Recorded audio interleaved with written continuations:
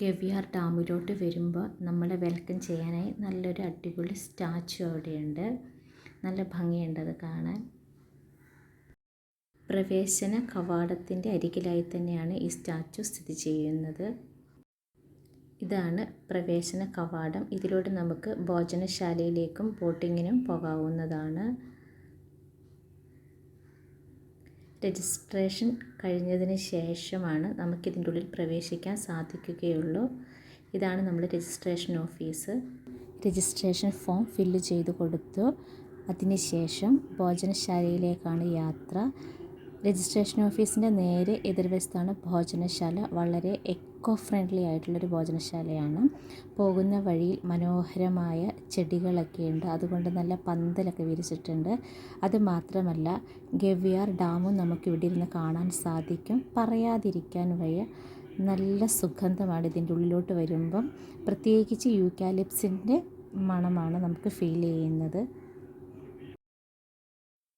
എന്തായാലും എൻ്റെ ഫാമിലിയും പ്രത്യേകിച്ച് ഞങ്ങളുടെ ഇച്ചൂട്ടന് ആദ്യം തന്നെ ഭോജനശാലയിലെത്തി ഭക്ഷണം കഴിക്കാൻ റെഡി ആയിട്ടുണ്ട്. ഞാൻ അതിൻ്റെ ഇടയ്ക്ക് അതിലേ നടന്ന് 2-3 സെൽഫിയൊക്കെ എടുത്തുകൊണ്ടിരിക്കുമായിരുന്നു, 2-3 വീഡിയോയൊക്കെ.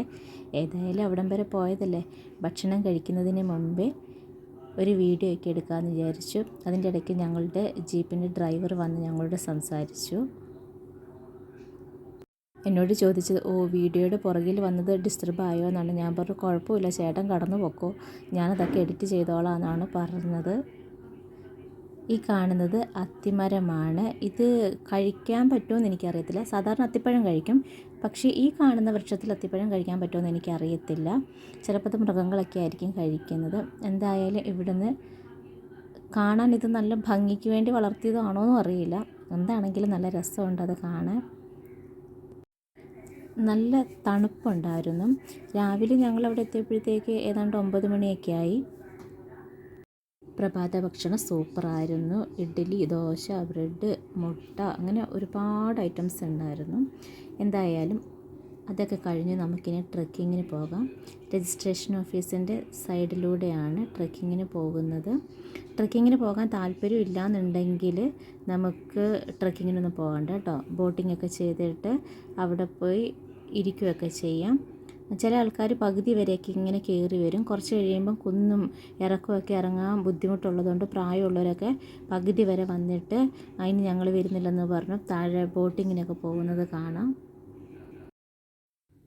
നേരെ നടന്നു പോകുന്നത് ഒരു മ്യൂസിയത്തിലോട്ടാണ്. വലിയ കാര്യമായിട്ടൊന്നും അവിടെ ഇല്ല കേട്ടോ, ചെറിയൊരു മ്യൂസിയമാണ്. പിന്നെ അവിടെ തന്നെ നമുക്ക് ഇങ്ങനെ ടൂറിന് വരുന്നവർക്ക് താമസിക്കാൻ റൂമൊക്കെ അവൈലബിൾ ആണ്, ചീപ്പ് റേറ്റിൽ ലഭിക്കും. ഇടയ്ക്കിടയ്ക്ക് ഞങ്ങളിങ്ങനെ ഓരോ സെൽഫിയൊക്കെ എടുക്കും. ഇങ്ങനെ ഒരു ഫോട്ടോഷൂട്ടൊക്കെ ഇടയ്ക്കൊരു രസമാണ്. ഈ കാണുന്നത് കറുവയാണ്. നല്ല സ്മെല്ലുണ്ട്, പക്ഷെ അതിൻ്റെ തൊലി എടുത്ത് കഴിച്ചപ്പോൾ സാധാരണ കറുവയുടെ അത്ര ടേസ്റ്റ് തോന്നിയില്ല. എനിക്ക് തോന്നുന്നു ഒത്തിരി മൂത്ത് പോയതുകൊണ്ടാണെന്ന് തോന്നുന്നു.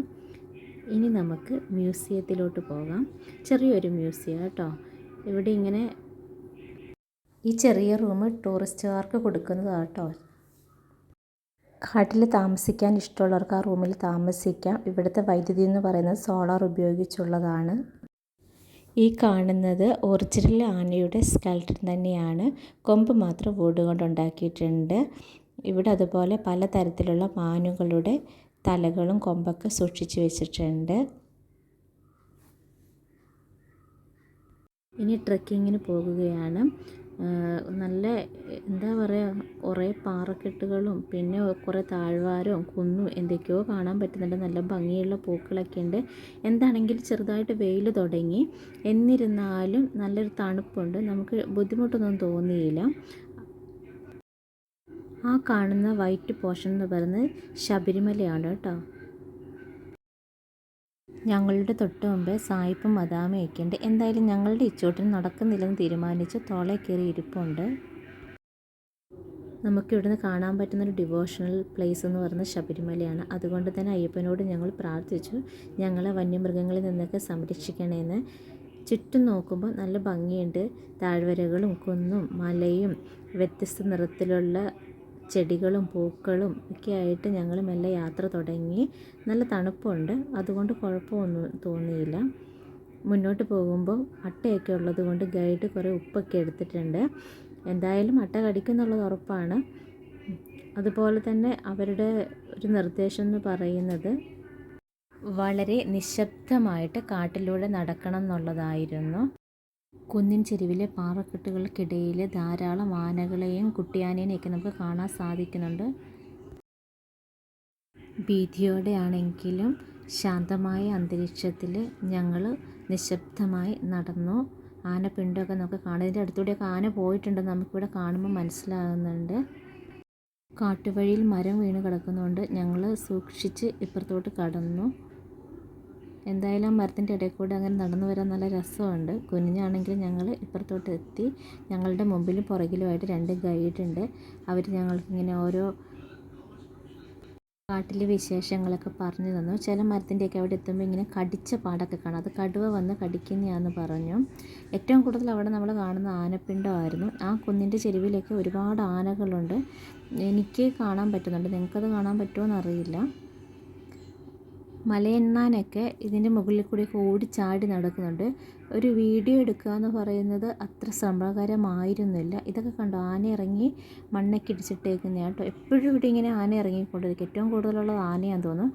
10-60ഓളം കടുവയൊക്കെ ഇവിടെ ഉണ്ടെന്നാണ് അവർ പറഞ്ഞത്. ഇടയ്ക്ക് ഞങ്ങൾ നടന്ന് മടുക്കും കേട്ടോ.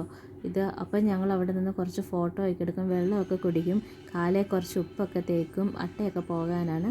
ഇടയ്ക്കിടയ്ക്ക് ഇങ്ങനെ ആനക്കൂട്ടങ്ങളൊക്കെ കാണാം, അതിനെയൊക്കെ നോക്കി നടന്നു. എന്തായാലും ഫോറസ്റ്റിൻ്റെ കാട്ടുപ്രദേശം എന്ന് പറയുന്ന ഭാഗം കഴിയാനായി. ഇനി നാട്ടുപ്രദേശത്തിലോട്ട് നമ്മൾ കടക്കാൻ പോകുകയാണ്. ഇവിടെ ചെറിയ വീടൊക്കെ ഉണ്ട് കേട്ടോ. ഇവിടെ ഏലത്തോട്ടങ്ങളൊക്കെ നമുക്ക് കാണാം.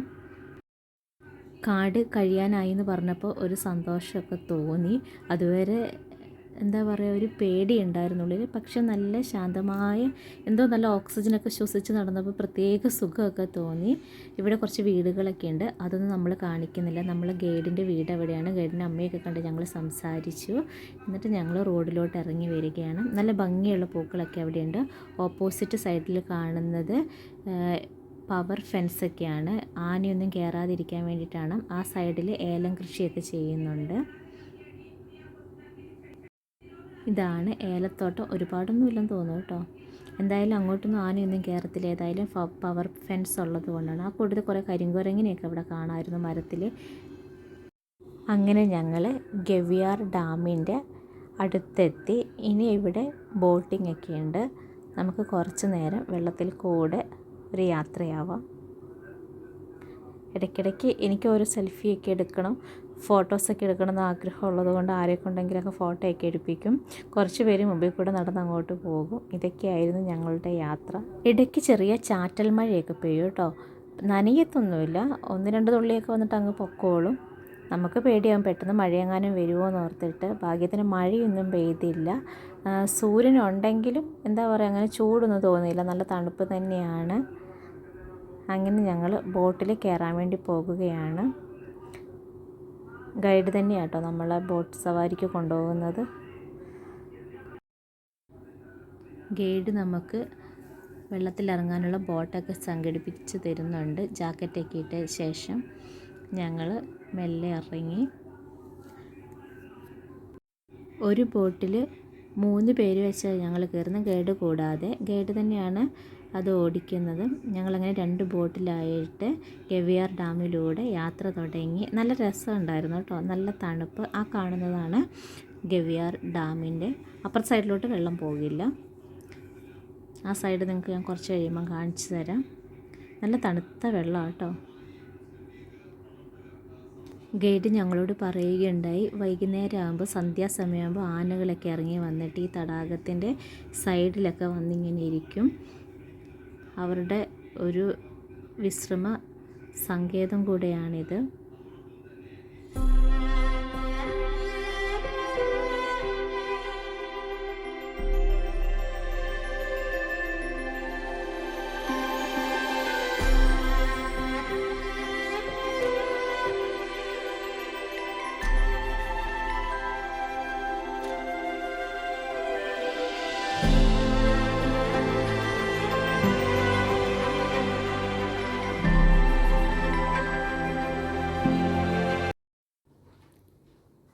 ഈ തടാകം ഉത്ഭവിക്കുന്നത് ഇവിടെ നിന്നാണ്. മഴക്കാലമാകുമ്പോൾ ഇവിടെ നിന്ന് ധാരാളം വെള്ളം ഉണ്ടാകും. അങ്ങനെ മനോഹരമായ ബോട്ടിംഗ് ഇവിടെ അവസാനിക്കുകയാണ്. ഊഞ്ഞാൽ കണ്ടാൽ പിന്നെ ആടാതെ പോകുന്നത് ശരിയല്ലല്ലോ. ഞങ്ങൾ ആടുന്ന കാണുമ്പോഴത്തേക്ക് ഇച്ചോട്ടൻ ഓടി വന്ന് അതിൻ്റെ പുറകിൽ കയറി നിന്ന് ആകാശിനെ അതിൽ നിന്ന് ഇറക്കി തന്നെ വലിഞ്ഞ് കയറുന്നുണ്ട്. ഊഞ്ഞാലാടാനുള്ളൊരാഗ്രഹമേ. ഞങ്ങളുടെ ക്യൂട്ട് ഇച്ചോട്ടൻ ഇങ്ങനെയൊക്കെയാണ്. ഇടയ്ക്കിടയ്ക്ക് ഇങ്ങനെ ഒരു വികൃതികളൊക്കെ കാണിച്ചുകൊണ്ടിരിക്കും. എല്ലാവരും ഊഞ്ഞാലാടുന്ന കണ്ടപ്പം എനിക്കും ഒരാഗ്രഹം. എന്താണേലും വേണ്ടില്ല, ഞാനും അങ്ങ് കയറിയിരുന്ന് അങ്ങ് ആടാൻ തുടങ്ങി. അപ്പോഴത്തേക്ക് അവരും മെല്ലെ മുകളിലോട്ട് കയറിപ്പോയി. ഭക്ഷണം കഴിക്കാൻ സമയം ഏതാണ്ട് 1 മണിയൊക്കെ കഴിഞ്ഞു. കൈയോട് ഭക്ഷണം കഴിക്കാമെന്ന് പറഞ്ഞെങ്കിലും എൻ്റെ ഫാദർ പറഞ്ഞു 2 മണിയൊക്കെ ആയിട്ട് ഭക്ഷണം കഴിക്കാമെന്ന്. ആ നേരം കൊണ്ട് നമുക്ക് ഇവിടെ കുറച്ച് ടെൻ്റൊക്കെ ഉണ്ട്, ഇനി അത് കാണാൻ പോകാമെന്ന് വിചാരിച്ചു. ഇതാട്ടോ നമ്മുടെ ഭക്ഷണശാല. വളരെയധികം എക്കോ ഫ്രണ്ട്ലി ആണ്. ഇവിടെ ഔട്ട് സൈഡിൽ ഒന്നും അലൗഡ് അല്ല. അല്ല പ്ലാസ്റ്റിക് അങ്ങനെയൊന്നുമില്ല. അവിടുത്തെ പാത്രങ്ങൾ തന്നെയാണ്. വളരെ വൃത്തിയുള്ളൊരു ഭാഗമാണ്. എല്ലാവരും ഇവിടെ വരുമ്പം ഇവിടെ ഇരുന്ന് തന്നെയാണ് ഭക്ഷണം കഴിക്കുന്നത്. അത് നമ്മളുടെ പാക്കേജിൽ ഉൾപ്പെടുത്തിയിട്ടുള്ളതാണ്. ഭക്ഷണം ഞങ്ങൾ കഴിച്ചില്ല. ഇനി ടെൻറ്റും കൂടെ വന്ന് കണ്ടതിന് ശേഷം ഭക്ഷണമൊക്കെ കഴിച്ച് റിലാക്സായിട്ട് മടങ്ങി പോകാമെന്ന് വിചാരിച്ചു. ഞങ്ങൾ ഗവിയാർ ഡാമിൻ്റെ മുകളിലൂടെ നടക്കുകയാണ്. ചെറുതായിട്ട് മഴ ചാറുന്നുണ്ട്. എനിക്ക് കേടൊരു കുടയൊക്കെ തന്ന് ഞാനതൊക്കെ ചൂണ്ടി നടക്കുന്നുണ്ട്. ഇത് ഗവിയാർ ഡാമിൻ്റെ ഓപ്പോസിറ്റ് സൈഡാണ് കേട്ടോ. വലിയ മരങ്ങളും നിറച്ചും പൂക്കളൊക്കെ ഉണ്ട്. നല്ല ഭംഗിയുണ്ട് കാണാൻ. കാണുന്ന പോലെയുള്ള നല്ല ആഴമുണ്ട്. എൻ്റെ അനിയത്തി അവിടെ ഇരിക്കാൻ പോയപ്പോൾ ഞാൻ ഇരിക്കാൻ സമ്മതിച്ചില്ല. എനിക്ക് പേടി താഴെ വീഴുമെന്ന്. മഴയത്ത് ഒരു കൂസലും ഇല്ലാതെ അവൾ നടന്നു പോകുന്നുണ്ട്. അവിടെ എത്തിയപ്പോൾ ഞങ്ങളൊരു മരം കണ്ടു. ഇതിൻ്റെ പേരെന്താണെന്ന് ഞാൻ മറന്നു. ലൂബിക്കാന്ന് തോന്നുന്നല്ലേ. ഞങ്ങൾ അവിടെ നിന്ന് 5-6 പറിച്ച് ഇങ്ങെടുത്തു. ഇച്ചൂട്ടൻ നടക്കാൻ തീരുമാനിച്ചിട്ടുണ്ട്. എന്താണെങ്കിലും കുറച്ചൊക്കെ നടക്കുന്നുണ്ട്. അല്ലെങ്കിൽ ആരുടെയും പുറത്ത് കയറിയിരിക്കലാണ് പരിപാടി. പിന്നെ അവിടെ ചാമ്പങ്ങ ഉണ്ടായിരുന്നു. കാണുന്നതൊക്കെ ഞങ്ങൾ പറിക്കുന്നുണ്ട്. ഈറ്റബിൾസ് ഒന്നും വിടാതെ പറിക്കും. ഇതാണ് ടെൻറ്റിലോട്ടുള്ള വഴികളാണ്. ഇതൊരു ഏറുമാട സ്റ്റൈലാണ് കേട്ടോ. വെറുതെ കയറി ഇങ്ങനെ അതിൻ്റെ മേലേക്ക് നിന്ന് ഫോട്ടോ ഒക്കെ എടുക്കാം. ഇച്ചൂട്ടൻ വലിഞ്ഞ് കയറുന്നുണ്ട്. ഇച്ചൂട്ടൻ ഓടി വന്ന് അതിനെ ഒന്ന് വലം വെച്ചു. എന്തിനാണെന്നറിയില്ല. വന്ന് വേഗം ആ ജാക്കറ്റൊക്കെ അങ്ങ് ഊരി താഴോട്ട് മെല്ലെ മെല്ലെ ഇറങ്ങാൻ തുടങ്ങി. Eco friendly ടെൻറ്റുകളാണ്. ടെൻറ്റുകളൊക്കെ പണിയുന്നതേ ഉള്ളൂ കേട്ടോ. പണിയൊന്നും പൂർത്തിയാക്കിയിട്ടില്ല. ഇങ്ങനെ നല്ല ഭംഗിയുണ്ട്. ചെറിയ ചെറിയ ടെൻറ്റുകളാണ്. നെക്സ്റ്റ് ടൈമൊക്കെ പോകുമ്പോൾ പണിയൊക്കെ തീർന്നാൽ നമുക്കവിടെയൊക്കെ താമസിക്കാം. പിന്നെ എവിടെ ചെന്നാലും മണ്ണ് കണ്ട അതിനകത്തൊന്നും കളിച്ചില്ലെങ്കിൽ ഇച്ചൂട്ടിന് സമാധാനം ആവത്തില്ല. ടെൻറ്റിൻ്റെ പണി പുരോഗമിക്കുന്നുണ്ട്. പൂർത്തിയാകുമ്പോൾ അടിപൊളിയാകുമെന്ന് വിചാരിക്കുന്നു. നിർഭാഗ്യവശാൽ എനിക്ക് ഇവിടുന്ന് ഒരു മലയണ്ണാൻ ചത്ത് കിടക്കുന്നത് കാണേണ്ടി വന്നു. ഒരുപാട് എണ്ണം മരത്തിൻ്റെ മുകളിൽ കൂടെയൊക്കെ ഓടുന്ന കണ്ടു. പക്ഷെ അതൊന്നും വീഡിയോ എടുക്കാൻ പറ്റിയില്ല. ടെൻറ്റിൽ താമസിക്കാൻ ഇഷ്ടമുള്ളവർക്കൊക്കെ ഇവിടെ വന്നു കഴിഞ്ഞാൽ എന്തായാലും ഇഷ്ടമാകും. സൂപ്പറാണ് ഇവിടുത്തെ ടെൻറ്റൊക്കെ. വിഭവസമൃദ്ധമായ ലഞ്ച് വിത്ത് പായസം. ഇത് എക്കോ ഫ്രണ്ട്ലിയായി ഉണ്ടാക്കി തന്ന എല്ലാ സ്റ്റാഫിനും ഞങ്ങളുടെ അഭിനന്ദനങ്ങൾ. അതോടൊപ്പം നന്ദിയും രേഖപ്പെടുത്തുന്നു. ഗവിയാർ ഡാം കംപ്ലീറ്റ് ആയിട്ട് ഞങ്ങൾ കണ്ടു. ഇനി ഞങ്ങൾ തിരിച്ച് കുമളിയിലോട്ട് പോകുകയാണ്. ഞങ്ങൾക്ക് തൊട്ട് മുമ്പേ വന്ന സായിപ്പ് മദാമയൊക്കെ ഞങ്ങളുടെ കൂടെ തന്നെയുണ്ട്. അതുപോലെ അങ്ങോട്ട് KSRTC ബസ്സൊക്കെ ഉണ്ട്. അതൊക്കെ നമുക്ക് ആ സമയത്ത് കാണാൻ പറ്റി. KSRTC ബസ് കണ്ടപ്പോൾ എനിക്ക് ആദ്യം ഓർമ്മ വന്നു ഓർഡിനറി സിനിമയാണ്. എന്തായാലും ഗവിയാർ ഡാമിനോട് ഞങ്ങൾ ബൈ പറയുന്നു. റോഡിൻ്റെ ഇരുവശങ്ങളും നല്ല മനോഹരമാണ്. അങ്ങനെ ചെക്ക് പോസ്റ്റ് എത്തി. ഇവിടുന്ന് റിട്ടേണൊക്കെ രേഖപ്പെടുത്തിയതിന് ശേഷം ഞങ്ങളുടെ പ്ലാൻ എന്ന് പറഞ്ഞാൽ ഒരു ഓഫ് റോഡ് ട്രെക്കിങ്ങും കൂടിയാണ്. സത്രത്തിലോട്ടാണ് ഇനി ഞങ്ങൾ പോകുന്നത്. ഞങ്ങളുടെ ടൂർ പാക്കേജിൽ ഈ സത്രം ഓഫ് റോഡ് ട്രെക്കിങ്ങൊന്നും ഇല്ല. ഞങ്ങൾ അന്നേരം തന്നെ പ്ലാൻ ചെയ്തതാണ്. കുറച്ച് സമയമുണ്ടെന്നാൽ പിന്നെ അവിടെയും കൂടി ഒന്ന് കയറാമെന്ന് വിചാരിച്ചു. കുറച്ച് തേയിലത്തോട്ടം ഉണ്ട് അവിടെ. അതിലേക്കൂടെ കയറി നമ്മൾ ഒരു കുന്നിൻ്റെ മുകളിലെത്താണ്. അതാണ് ഈ സത്രം എന്ന് പറയുന്നത്. എന്നാലും നല്ല രസമായിരുന്നു. ഓപ്പൺ ജീപ്പിലിരുന്ന് ഒരു ഓഫ് റോഡ് ട്രെക്കിംഗ് സൂപ്പറായിരുന്നു. നല്ല പൊടിയൊക്കെ ഉണ്ടായിരുന്നു. അതുപോലെ ശരിക്കും മുറുക്കെ പിടിച്ചു നിന്നില്ലെങ്കിൽ തലയൊക്കെ ഇടിക്കുന്നുണ്ട്. ഇച്ചോട്ടൻ്റെ തലയൊക്കെ ഇടയ്ക്ക് ഇടിച്ചു. എന്നിരുന്നാലും ഞങ്ങളതൊന്നും കാര്യമാക്കിയില്ല. അവൻ കുറച്ച് കരഞ്ഞു. അവനും ഭയങ്കര എൻജോയ് ചെയ്യാനുള്ള മൂഡിലായിരുന്നു. ഈ റോഡ് കാണുമ്പോൾ തന്നെ നിങ്ങൾക്ക് മനസ്സിലാവുന്നുണ്ട്. ആകെ മൊത്തം കുലുങ്ങി ഒരു കുലുക്കി സർബത്തായി ഞങ്ങൾ. വലിയൊരു കുന്നിൻ്റെ മുകളിലാണ് നമ്മൾ ചെന്നത്. അവിടെ ചെന്നതിന് ശേഷം ഞങ്ങൾ വണ്ടിയിൽ നിന്ന് ഇറങ്ങി കുറച്ച് ഫോട്ടോസൊക്കെ എടുത്ത് ചുറ്റും ഒന്ന് നോക്കി. ഒരുപാട് മലകളൊക്കെ കാണാമായിരുന്നു. നല്ല ഭംഗിയുണ്ട് കാണാൻ. പിന്നെ നമ്മളെപ്പോലെ തന്നെ ഓഫ് റോഡ് ട്രെക്കിങ്ങിന് വന്ന ഒരുപാട് ആൾക്കാരെ നമുക്ക് അവിടെ കാണാം. അതുപോലെ അവിടെ കഴിക്കാൻ നമുക്ക് സ്നാക്സും അതുപോലെ ക്യുക്കുംബർ, മാംഗോ, പൈനാപ്പിൾ അങ്ങനെയുള്ള ഐറ്റംസൊക്കെ നമുക്ക് കിട്ടും. വലിയ കുന്നിൻ്റെ മുകളിലെത്തിയപ്പം താഴോട്ട് നോക്കി നിന്നു.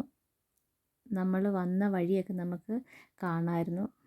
എന്താണെങ്കിലും സൂപ്പർ ട്രെക്കിംഗ് ആയിരുന്നു.